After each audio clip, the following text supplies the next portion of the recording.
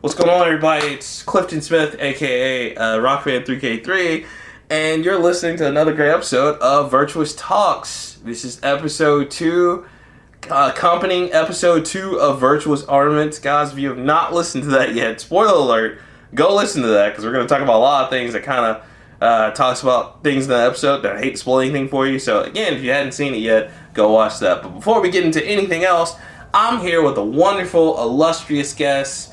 She has been with me on this project from the beginning. She is awesome. She plays a few people you may or may not have met yet. And she is phenomenal. She is the voice of Via. She is an artist, intelligent. She's now a blood lady, aka the soul dancer. Everybody, welcome to the show, Mara Lattanzi. Hello, Mara. Hey, how's it going? Good. How are you? I'm good. I like the Blood Lady edition. Thank you. Well, you know, I want to see how many people are gonna get that. Like, now we're gonna get like fan mail coming in. Like, is she a vampire? Is that what's happening? You know, you can also refer to me as the Blood Thief. Like, I'm down with that as well. I'm just gonna come and steal your blood. Oh, that's so. Oh, I'm gonna write that down. Blood Thief. Okay. So, before we begin the interview, Mara, would you like to tell the people a little bit about yourself? Sure. So, I've actually known Cliff since high school. Yeah. Oh my god. EW, represent. I've been an artist in New Orleans for about like 10 years now. I recently switched careers into being a blood thief or a phlebotomist, whichever you'd like to call it. Nice. I'm a belly dancer. Woo! Whatever. I don't know. Yeah, I do a lot of things. I wear a lot of hats. I make a lot of things. You wear a lot of hats and you make a lot of hats. Yes, I do. Right. I made a few hats in my day. Yeah. Right? See? It works. That's right, guys. She's also a costume designer. Yeah, now wrap around that one. Oh, awesome. Well, Mara, I'm going to jump in real quick, and I'm going to ask you the first question just to kind of let the listeners know, because, you know, we of course know how you became involved in the project, but how did you first get involved with the project? So I remember you talking about,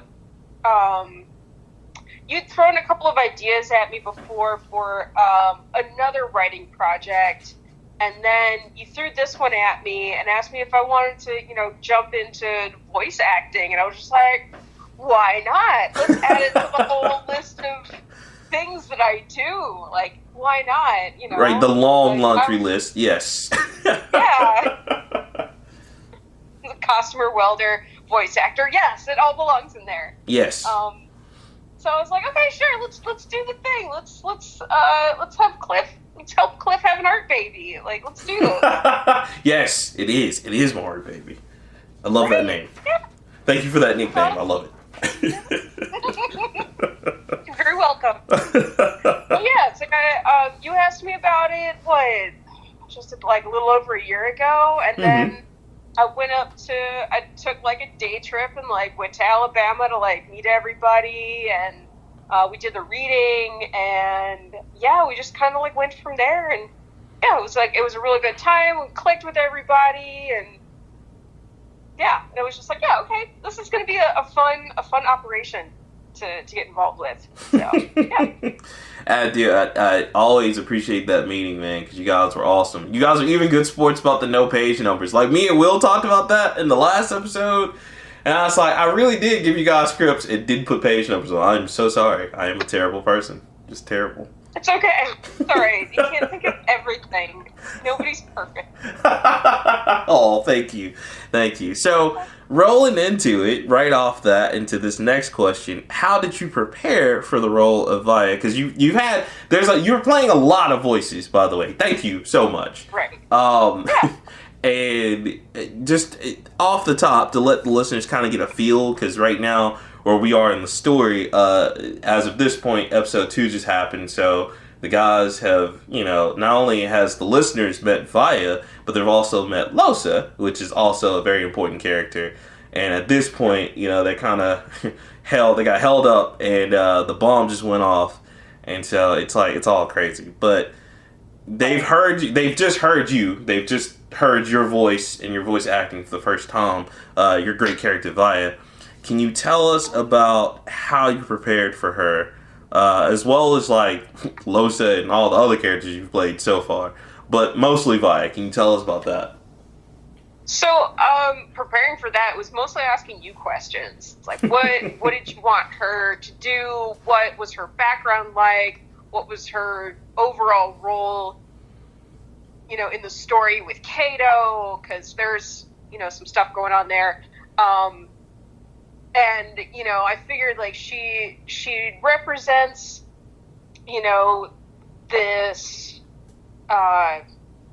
she's kind of like a symbol of strength, but softness, Mm-hmm. and, some sensuality. So I wanted to incorporate that into, how she sounded. So she's still kind of delicate Mm-hmm. and feminine without being, like a damsel in distress. Right. And that was really important for me as a creator, because when I made that character, I remember asking you and a lot of my other female friends, like what makes a strong female, what makes a good female hero or heroine, and what goes into that quantity, and what goes into it without overstepping the bounds or like coming off as like a man who just doesn't understand women, and I didn't want to do. I didn't want to do that to women, because a lot of women are into nerd culture and they're into a lot of the things we're into. So I didn't want to like alienate them at all, So I was just along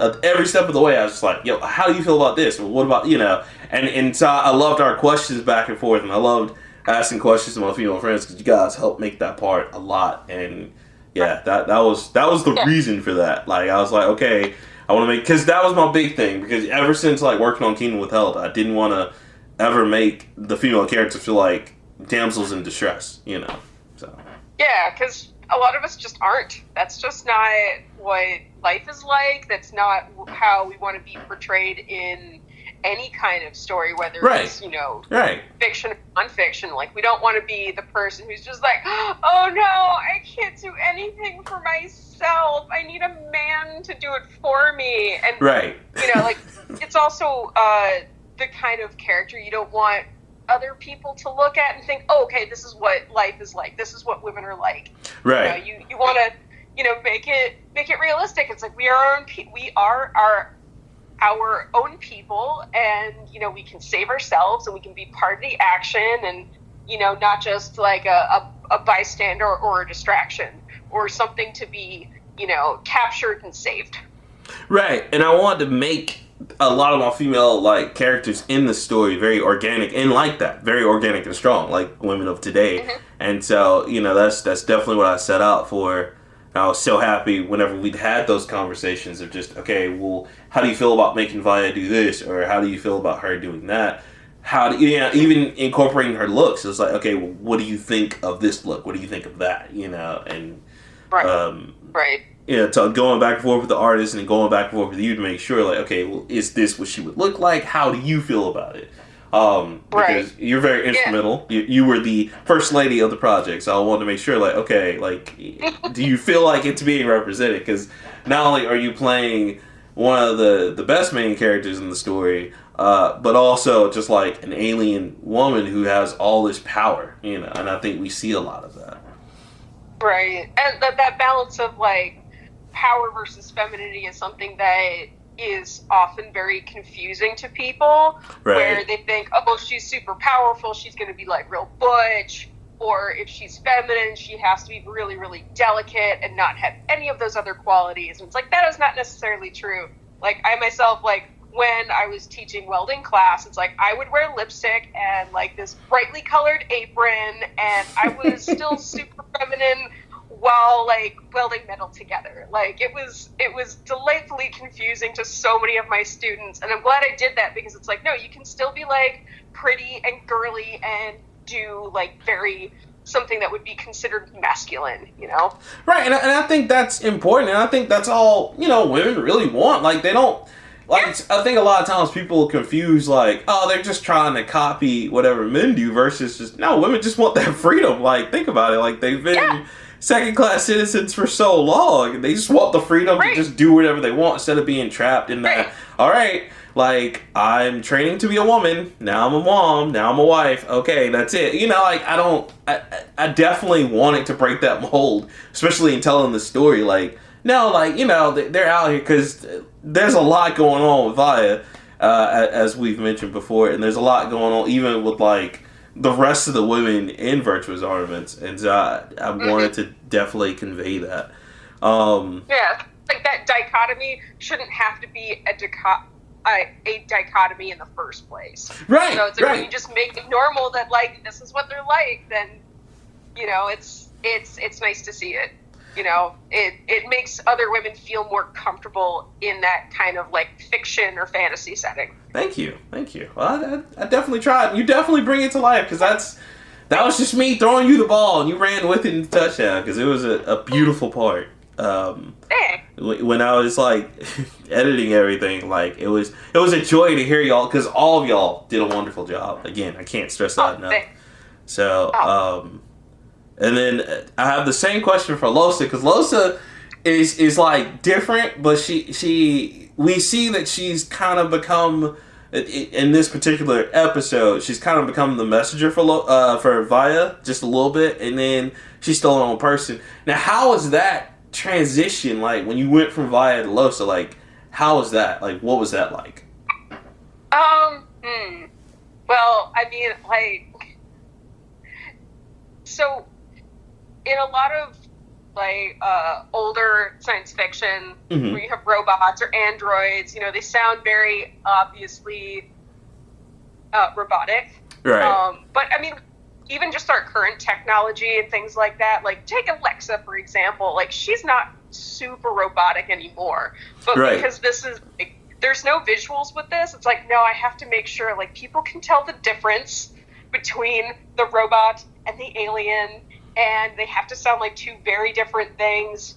Losa was a little bit simpler just because she's a robot. She's just taking orders. You know, I didn't really see much of an opportunity to be like, to make any kind of statement. You know, not as much with Losa just because she's just a messenger. You know, she's like a conduit between Via and, you know, like the rest of the world, because like nobody except for, you know, with the exception of Kato, really nobody knows that that Via's there at all. So she's a messenger, she's a conduit, and I guess we'll see later what happens with her and how that can grow, because like for right now it's just like she's a piece, but we don't really know exactly how she fits in. Yeah, it's I got plans for her because she's also gonna have her own moments of autonomy and a few other things. I can't wait. That's definitely down the line. But yeah, I agree. I like how you played her as like kind of the conduit, and like there's so many funny parts between like her and Kato, like in terms of their interaction. It was just really cool. Like I remember putting that together and just being funny about like when they're in the room and like Kato is just coming off the transmission or like the mental, or I guess the mental space talk with Via, and he's just holding Losa, and like Andrew comes in, he's like, what are you doing? He's like, oh, I'm just looking for a button. And it's funny because she's very funny, but she doesn't mean to be funny, and you play that part perfectly. Because she's just like, she's like, no, I'm just doing whatever, and everybody's just like, what happened, you know? So just playing with the robot, nothing. Right, nothing's going on here. And in the y'all made the Genotron joke just come to life. Thank you, because I talked to Will about that. I'm like, I love how like you guys just didn't even like question it. You guys just like, oh, Genotron, we know what this is. Okay, you know, this is hilarious. With speaking of, what you say? Good. So I'm still waiting for a leash reference. One day. Oh, it's happening. It is so happening. You already know.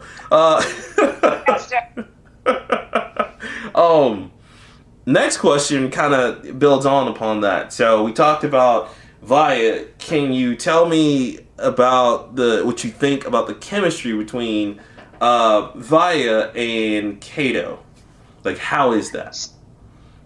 Oh, so that like overall, or just what we've seen, like what we've given the listeners. Oh, I mean, you can kind of do both, because it's about, like, that section has passed, so that's about, so yeah, you can say overall in this season, in season 1, I guess. Okay.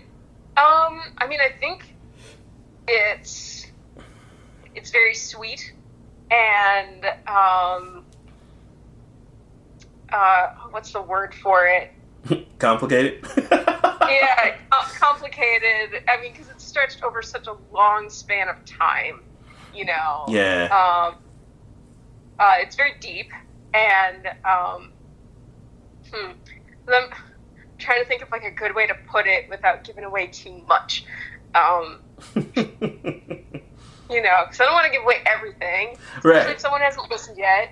But yeah, it's very deep and sweet and forgiving, because they'd go through like long stretches of time, and then they'd come, they come back together, and it's just, oh, it's you? Oh my God, I can't believe it's you. Oh yes, Right. Very sweet and romantic. I like it. I'm a fan. Oh, like it definitely is. It's definitely a long span of just like true love, and it's, to me, like, when you look at it, it's like, and what I was trying to convey, which you and Ben do perfectly, it's like if true love transcends everything, then true love is everything, kind of thing, to where it's like, no matter what happens, they know they love each other. If nothing else makes sense in whatever dimension, universe they're in, they know they love each other. And so yeah, it's a very dependable knowledge that other person is there. Like, that's what everybody wants. They just want to know that other person's there and that they still love them, and it's very idealistic, which is nice, to be able to read about something like that. It's like, oh, it can be real, and it can span over like 1,000 years in a different dimension. It can be real. Like, it's very hopeful in a way.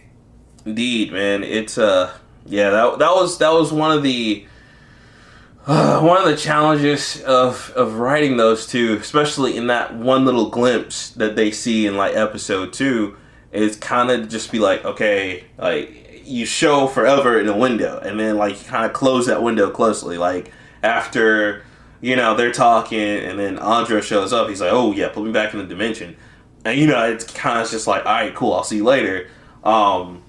I was just kind of hoping to kind of convey that emotion of just like, yo, they just have this forever thing, and it's just there. Like you said, that was a good instance of, people always want someone there, like, just no matter what happens, they just know dependably, like, they could call upon them at any time. And that's very, very sophisticated and very special to those two, because, man, they...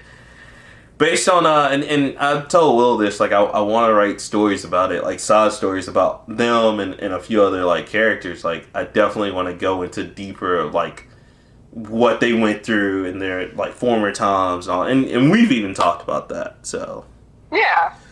And I think it's going to be important to know what happened, to give your listeners some context, some real context, I think, or deeper context into what's going on with them and how that all works, and because there's a lot to that story. From what we've discussed, there's a lot to that story that I think would be beneficial to the listeners. Absolutely. And my next question is, what were your challenges when you played? Because Via and Losa are like your two majors. Like, you also played April Vicious, who kind of has a big role later on that we don't really talk about yet. Right. But in terms of Via, like, what were the challenges when you were like trying to get into that role, I guess? It was like when I was recording, it was switching between the two, and like getting into that mental space, and then switching to the other one, and then switching back, and then switching to the other one. It was the back and forth, because I didn't want to just when I was recording everything, I wanted to go and like do the story as it was, instead of just reading the line, here, and here, Right. Because I believe I just went through and did, like, I would do one voice and the next and the next, I would alternate between the two, because I wanted to keep the story straight in my head, because I realized if I was reading the lines, I was not remembering what was going on in the story, and I was confusing myself. Right. So it was really going back and forth between the two when I was trying to keep the story straight in my head. that was it. Did you, now, let me ask you this, because, I mean, it seems like you did everything in, like, maybe less than, like, 1 or 2 takes. Like, was there a scene between episodes 1 and 2, basically the big, like, Via scene, was there any part in that where you were just like, I gotta do this again, gotta do that? I just don't feel, like, did you have any challenges? Because you sound like it was really natural. You sound like you're just like, nailed it, alright, like, but was there... Well, doing the reading with you guys really helped. Ben had given me his lines, so I could kind of, like, practice it a few times with that, and, get the feel for how I was supposed to respond, and, I think it was just tripping over my own words. Like reading it and be like, that's not what that is. Stop. Go back. Which happens to all of us, because, I mean, I did the same thing as curator and narrator. I'm just like, okay, I gotta do this again. Like, yeah, it's... Yeah. And I apologize, my script didn't help, especially with me writing at night, and, no page numbers and grammatical errors abound. So, I'm so sorry. It's okay. It's okay. Because, I mean, like, you think it was just 1 or 2 takes, but few in there. There were a few. It's like I would back up to the right point where there was a silence in between the lines. It's like, go here so nobody knows, and then you can continue. Just do it again. Good job. I'm sneaky, And then, like, also, too, before I move on to the next question, well, actually, no. I'm sorry. This is the next question. My bad. As one of the first group of people on board with the project, how do you feel about it? What are your thoughts on it? I think it's got a lot of potential, and I think the story's gonna get better the further we get into it, and I think it's gonna be good. If anything, it's gonna be a good time for everybody. I hope other people enjoy it. I think you get some interesting concepts that go into the story, and like thematically, some interesting things going on. I think it's going to be like fairly successful. I think it's going to be good. Oh, thank you. Honor me. That's... And she's not just saying that because I'm here, guys. She's not just saying that. It was fun to do, and I remember talking about all the concept, like talking about the story conceptually with you when we had like the roundtable discussion with everybody else. Right. And it was just like, oh yeah, I see where this is going, and we've only done like, we've recorded, a little bit of the story, but like there's a lot of different ways the story can go. There's a lot of storylines that you can incorporate into there, a lot of things that the characters can do, all this backstory, and it's just like the issue of like fleshing everything out and getting it recorded. But I think there's a lot of good ideas in there. Thank you. And it, like, I definitely, because we, like she said, guys, like, we recorded maybe only, like, I know it's only 4 episodes for this first season, and so, like, if we could get a season 2, like, season 2 may be longer, but there's so much story to tell here, and with so many talented people working on it, like Mara and many others, like, it just comes to life. So, I'm definitely trying to work hard on that, and hopefully we will get everything recorded for season 2. I hope the fans really like this first season, so I'm like, I'm nervous, because like as of this recording, of course, like it's still until Thursday, which is tomorrow, so I'm super nervous about it launching tomorrow. So that's fair. I'd be nervous too if I were in your shoes, But it's that thing in the back of your head. You're like, is everyone gonna like it? I don't know. I hope they like it.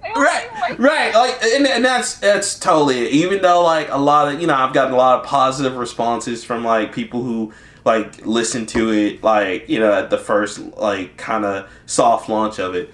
And I was just like, I don't know, man. I don't know what's gonna happen when I put it in the public. So it's Right. Hopefully it just takes off. Hopefully it just like takes off and everyone wants to listen, and then you have a million listeners and they all want to hear more. That's what we're hoping for. Oh, that's what we're hoping for, because I definitely want to like push for an anime of this, because like I would love to hear you guys with moving graphics. That would be just dope. That would be awesome. So, right. yes. Like, even a comic book. I remember you showed me some of the artwork from that one person that was doing. Yeah, Derek Gordy. Great art. Yeah. Yeah. And like I really liked the way that he drew Via, where she doesn't look like she's some like supermodel in like a tiny little bikini. It's like, oh, she looks like she could fuck some shit up. It looks great. Yes. Sorry, can I say that? Right, it's like, and that's what I want, because I was like, well, because when me and him were talking, I was like, yo, like, I was telling him, I was like, she's, the person she's modeled after is a dancer, so we want to make sure, we show off this, we do that, and I mean, even when you came back and said, yeah, she should have this instead of that, as a dancer, we were just like, all right, cool, bet, we went in and fixed that. So yeah, I definitely, I would love for like other mediums like anime, comics, video game, books. Like I would love to make this multimedia. So. Mm-hmm. Yeah, I think it'd be really great. Indeed. Okay, and coming off that one, what is your favorite scene so far in either episode 2 or episode 1? Ooh. Well, I really don't get to speak until a little bit later. Let's see. Huh. And you can be biased. You can say your scene too, because it was a good scene. I'm not gonna say it wasn't a good scene. So hey, listen, you want to be biased? Go for it. I mean, of course, I'm gonna be biased. Nah, but I mean, it's okay. You can totally toot your own horn, because that scene was awesome. So. It was a fun scene to do. I think where I get to speak, I think that's my favorite scene, where you start to get into a little bit more into the meat of the story about like how everyone's tied to how people are tied together, and what the robot's for. It creates some intrigue, you get some backstory on who Kato is and what his life used to be, and how he ties in with Edgar Tidewell, and how Edgar Tidewell knows him and knows about some of these other parts of his life that he didn't think anybody knew about. Yeah, like I think it's the spot where like that interest is really created. Thank you. Yeah, I agree. I totally agree. And also, let me ask you this: like, how did it feel like playing? What was the character? Oh, like, how did it feel doing the April Vicious scene? And then, like, all right, I'll do this later, Yeah, it was still pretty comfortable, because, it was, like, mostly about, like, asking, it was like, who is this girl? What is she doing? Why is she important? And, it's like, I think a lot of people can, or at least a lot of women can relate to her, and that she's, oh God, I'm trying to remember. It's been a minute since I was April, and I'm like, all right. Yeah, because and now in the first season, like these first 4, she doesn't have much of a speaking role yet, because it's right. Something I want to like tease. But you're absolutely right. Like, you alluded to a lot of good things. Like, there's definitely a lot about her that the listeners will learn about. Preferably in season 2, but she is important. I wanted to splash on her because, like, we literally only in the first season you see her for like a few seconds and then she walks off, and it's and she's just like an everyday person that's trying to interact with her coworkers and talk about some certain things, and it's like you don't really get into her that much until much later, but it's like she's still like an everyday kind of gal that has things that she likes, and we just haven't dived into her quite yet. There's still more stuff going on there than we've released yet. Right, because I can't wait to get into. Excuse me, I can't wait to get into her either, because she has a lot of crazy qualities that everybody needs to see. But I'm not going to ruin anything for the listeners. That's me almost getting into stuff. I will ask the next question though.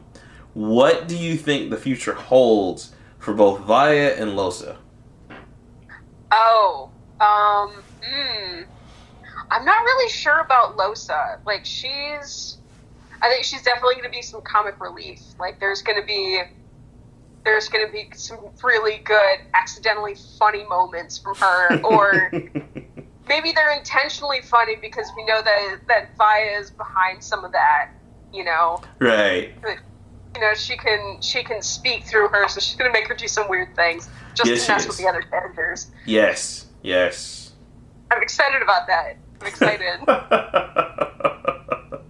and Via, I think we'll really be able to see a lot more about who she is and where she came from, and how her relationship with Kato is has shaped like who he is now, and how it affected her own culture, and some of the other things that we got into about the veil and all that good stuff.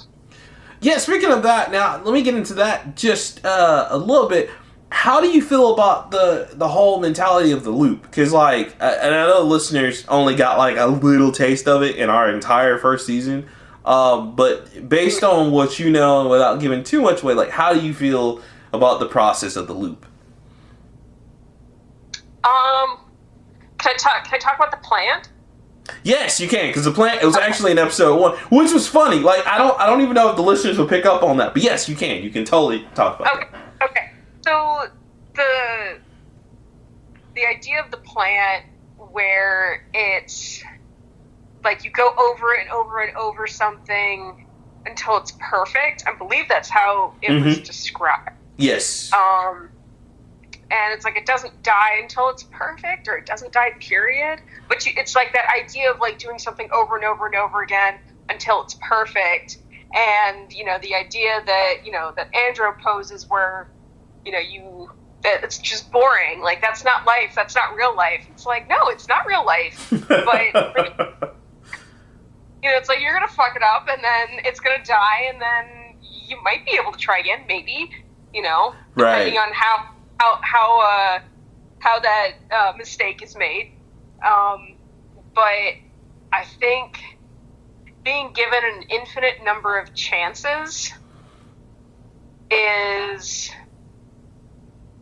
not necessarily a good idea. I mean, because the way we live things in life, being given an infinite amount of chances, you just get lazy or complacent. Yes. And that idea of complacency, we're like, well, I'm just going to do this again tomorrow. It doesn't matter. Like the Groundhog's Day effect of like, okay, what is this going to stop? How do I move on to the next thing? And if you're stuck in that loop, you're never going to move on to the next thing. It's just the same thing over and over again, and you're stuck. And no, I don't think anyone wants to be stuck in the same place. Everyone mostly wants to move forward with anything. I mean, especially in life. In whatever respect, but yet like that forward movement is what keeps life interesting and keeps people wanting to live, Absolutely. And everything you just said, it's absolutely on point, because that becomes a lot of the key issues later on in the story for a lot of people. Like that comes up a lot, and that's you kind of see that and it's almost like in that one scene, like Kato is maybe trying to gauge, like, all right, is Andro ready for the truth, kind of thing.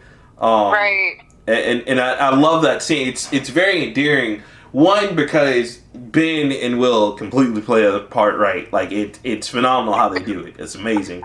And then two, it was cool because when I wrote it, I was like, I don't know if this will work. I don't know if people will get bored with this or even get it, but like the fact that everybody's picking up on it, it's just like, yo, that's because even in the early launches, everybody's just like, yo, that one scene is very philosophical, and I'm like, yes, people are getting it. So that's very cool because that connects a lot of dots later on, and that becomes the center of a lot of problems later on as well. Like you said, like a sense of complacency, or worse is like, they kind of feel like life doesn't matter anymore, so it's just like, whatever. Right.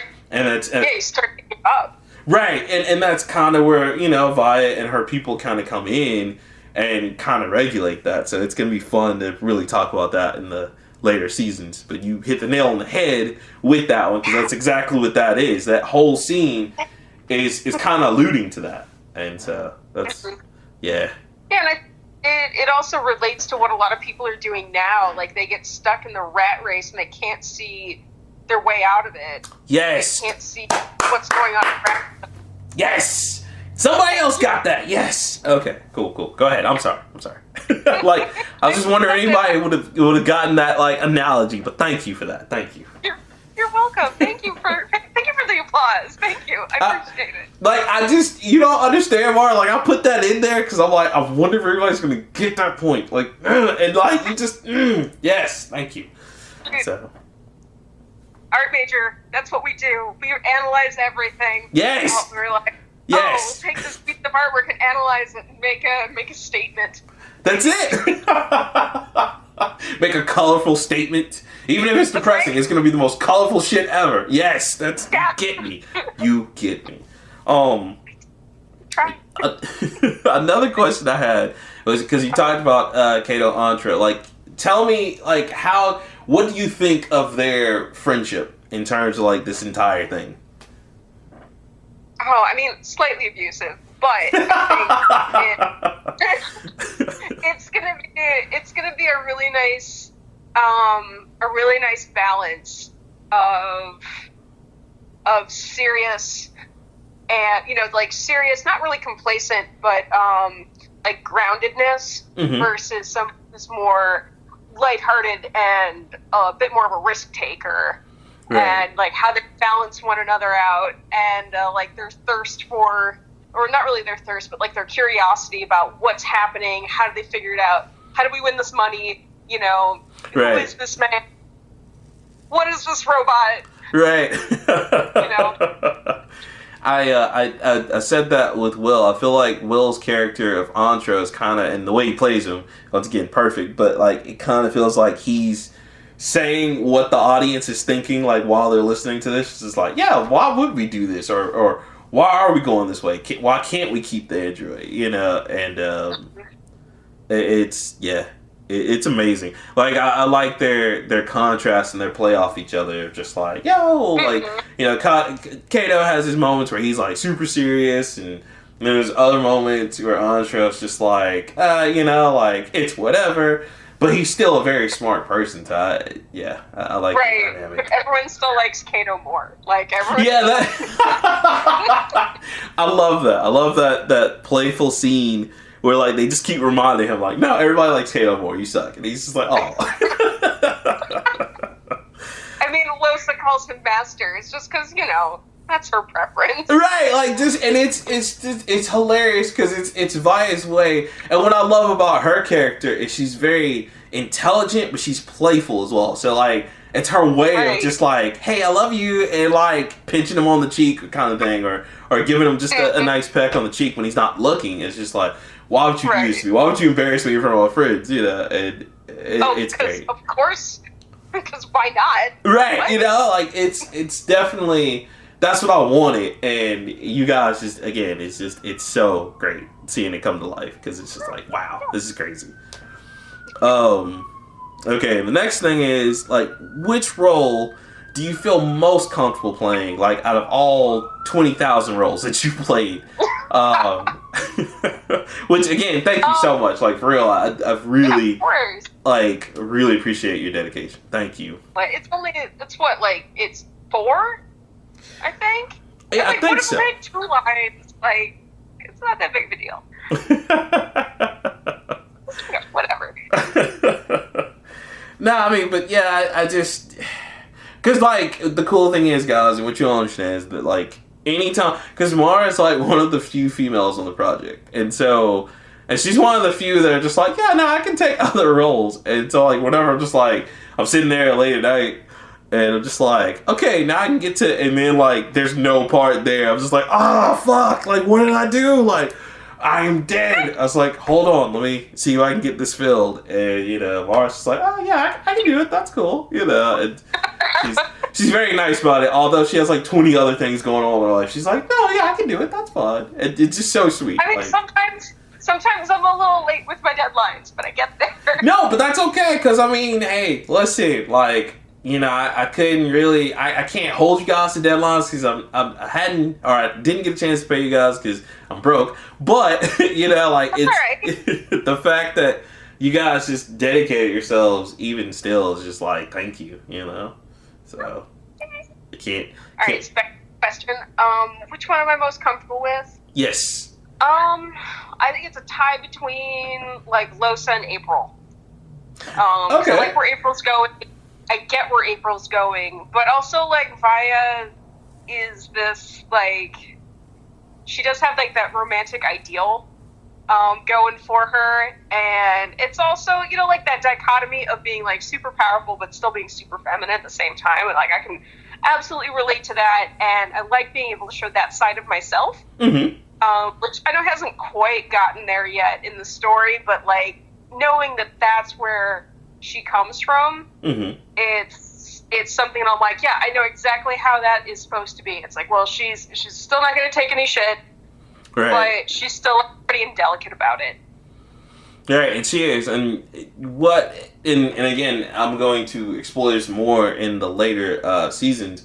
Like, she definitely has a bigger role than people think. And she already, I mean, based on how she talks, and she talks about her tribe and everything, like, you can already tell she has a big role, but, like, there are other things that you're going to see, like, you know, later on. Like, people think, like, oh, she's just a one-up. Nah, like, Via is very huge in the story, and she has a lot to say, and a lot of action coming her way. Because, yeah, it's I feel it with her. I feel it. Nice. And then, of course, now I open it to you. Are there any questions you have for me as the writer and creator of this craziness? I mean, besides, like, what's going to happen next,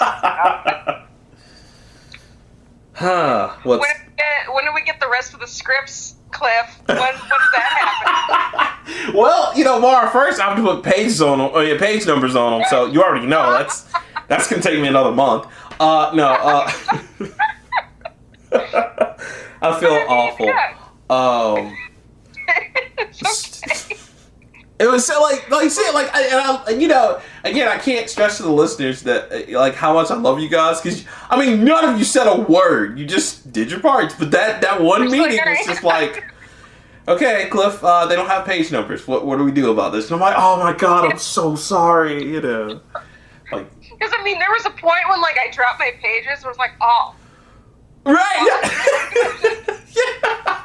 Like, well, I'm fucked. I don't know which one is which. But no, like when we had the meeting, because like I read through them and I was just like, okay, I have an idea of what's gonna happen. I dropped the pages and I was like, oh shit, where does this all go? And then when we're at the meeting, I was like, all right, I'm gonna write the page numbers on the pages now, so I don't forget. Oh, that was the most embarrassing folly ever of my non-existing writing career. It's just, yeah, here you go. Here's the script. You know, here's this 40-page script with no page numbers. Just figure it out. 29 pages. It was 29 pages. It was 39. 39. Was it 39? 39. Yes. And like I just, for whatever reason, just like, no, I'm not gonna put page numbers on. Just no. Like, you guys got it. This is method acting. Just find your way. You know what would have happened if you decided to put the page numbers on there? It would have been like 44 pages. It would have. Reason, because that's what computers do. It's like, facts. Microsoft Word's like, what page numbers? We're gonna add another 6 pages onto that and like completely screw everything up. For you no had this reason. One denied. Oh, I'm sorry. Right. For no reason. Oh. For no reason. Yeah, the second script is definitely coming. I want to get I want to get the gauge from the actors. I want to see if you guys want to keep doing it. That's the most important thing to me. It's like, yo, if you guys want to continue, you know, and then and it sounds like everybody's pretty enthusiastic, so we'll see. And then I want to see how the fans gauge it, and see what they think of it. But I already have season 2 written out, of course. I'll probably, I don't know if I'll add a little bit more. Like this, we might have found a sweet spot with 4. Okay.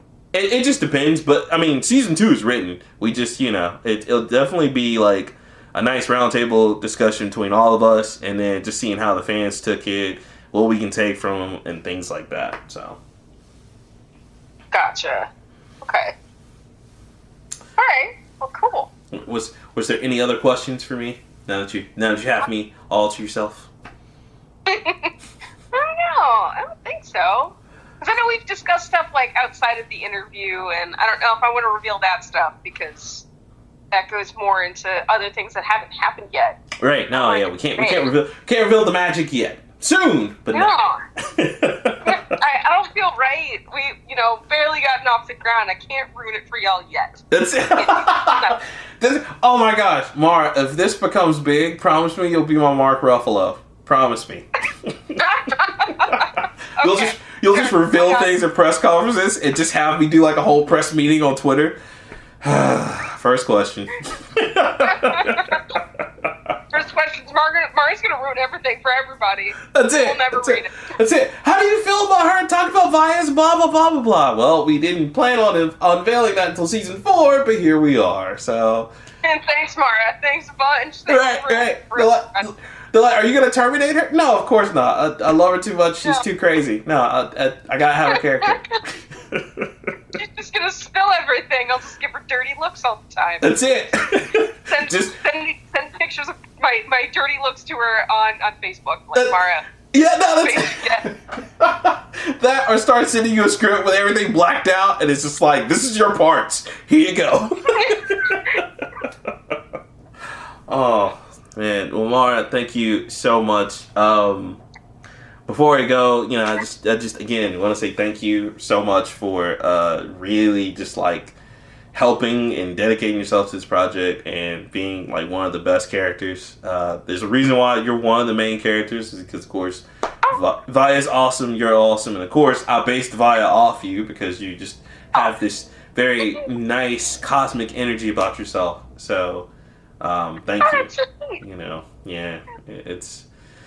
Trust me, man, like, I couldn't have done this without y'all, and I'm so ecstatic and delighted that we have such great energy and synergy when we did, like, this whole project. So, thank you. Great. No, you're very welcome. It was fun. It was fun to do it, and, it was a nice, side project to get myself away from doing stuff just with, like, my hands, or, like, making clothes or painting this thing, and it's like, oh, this is a completely different medium that I've never done before. So it was like a treat to do something different. That's awesome. And then I gotta ask a question. So, because I asked Will this, and I plan on, of course, asking all three of you this, but of course, two things. One, when we have, if we get fan questions, which I don't know if we will or not, would you be interested in answering any fan questions that come your way? Yeah, sure. Why not? Awesome. And then I, of course, want to have you back for more interviews, but I also want to get you guys together for a big interview to just kind of like talk about the whole project when everything's said and done. Would you be cool with that? Yeah, that sounds cool. Awesome. And we'll talk more about that after the interview. But again, Mara, thank you so much for coming on the show. Mara Lattanzi, everybody. Wonderful actress, amongst many other great things that she's just uber like OP over. You know what I'm saying? Like, she's just out here just living her best life. So, once again, thank you so much for coming on the show. Well, thanks for having me, Clara. Oh, you're welcome. Thank you. But guys, this has been another great episode of Virtuous Talks. Again, I hope you have not sat through this whole thing and not listened to episode 2, because, man. But if you have listened to episode 2, get ready for episode 3 next week. And, we'll see you later. Have a wonderful day. Thanks for listening. Thanks for supporting us. It's Virtuous Talks, everyone. We're out. Bye.